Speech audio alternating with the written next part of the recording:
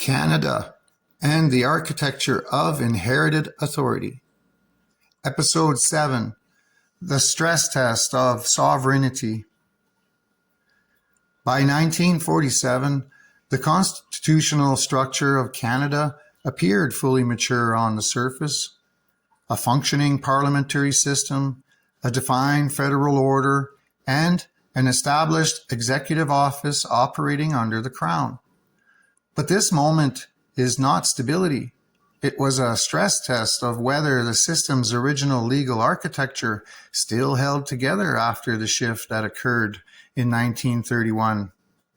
The turning point in this interpretation is that 1931 is not simply viewed as legislative independence.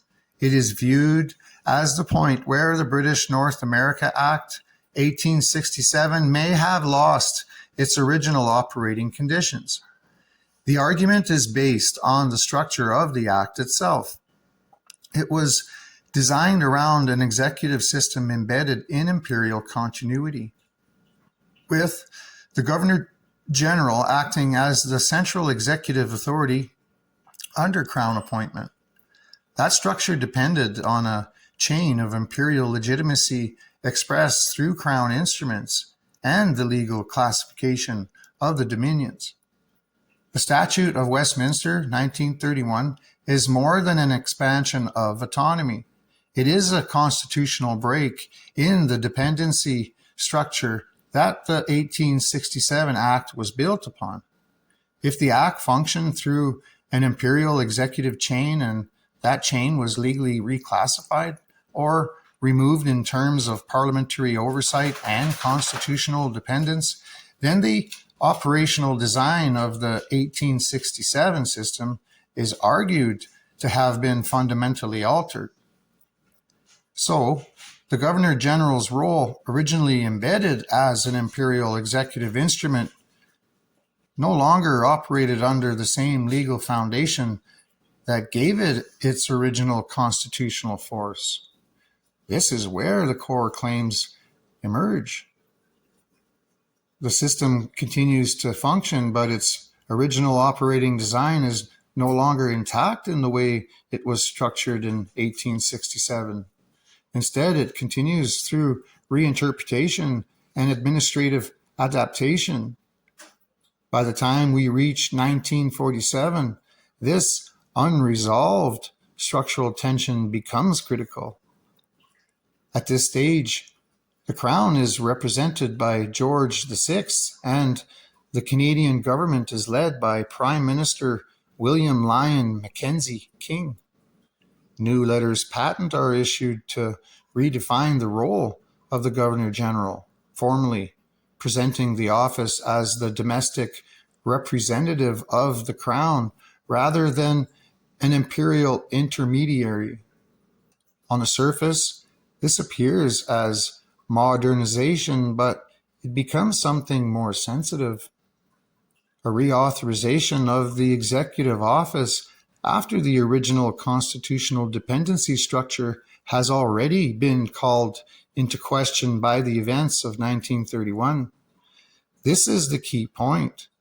If the British North America Act was originally designed with a Governor-General functioning as the central executive authority within an imperial chain, and if that chain has been fundamentally altered or severed in its legal dependency in 1931, then the 1947 letters patent do not simply update the office, they attempt to re-anchor it. And that is where the legitimacy question arises, because the Governor-General is not a symbolic position in the structure. It is the executive apex through which all constitutional authority is expressed.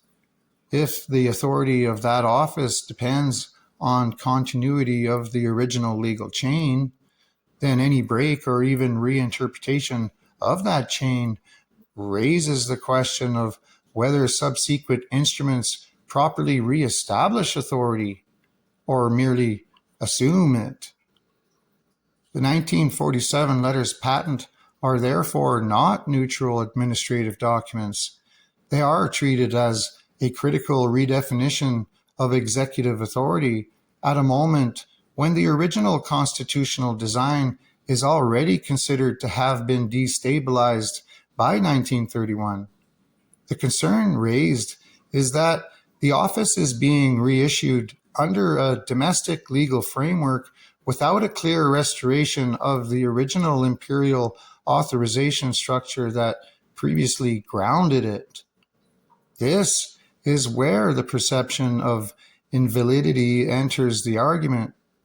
If the executive authority of the Governor General must be continuously traceable through the original legal chain of the Crown in Chancery system, then any interruption, substitution, or reclassification of that chain creates a question of whether later reauthorizations are extensions of the original system or replacements of it. In this reading, 1947 becomes a pressure point.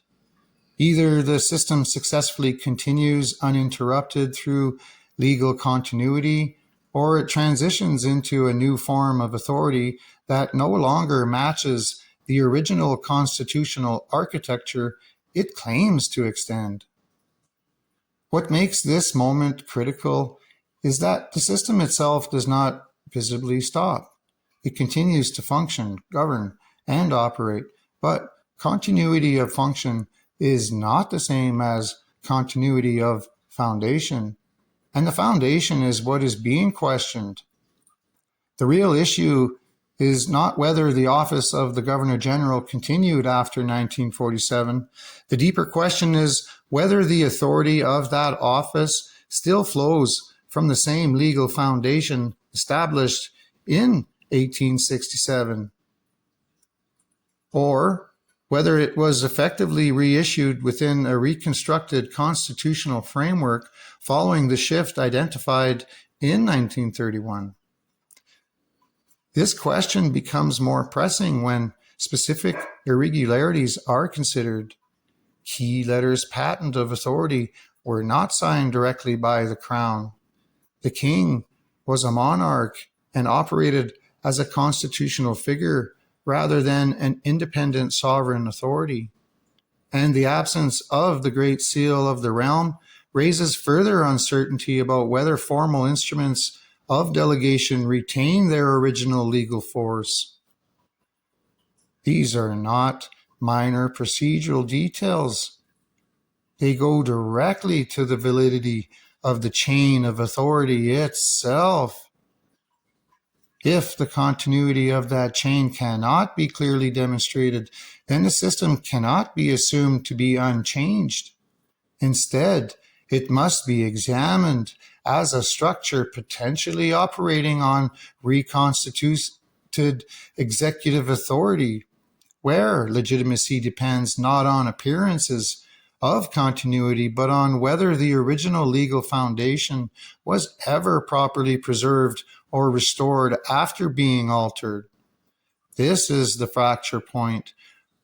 From here, the discussion moves beyond institutional survival and into a deeper question: what this means for modern constitutional identity itself.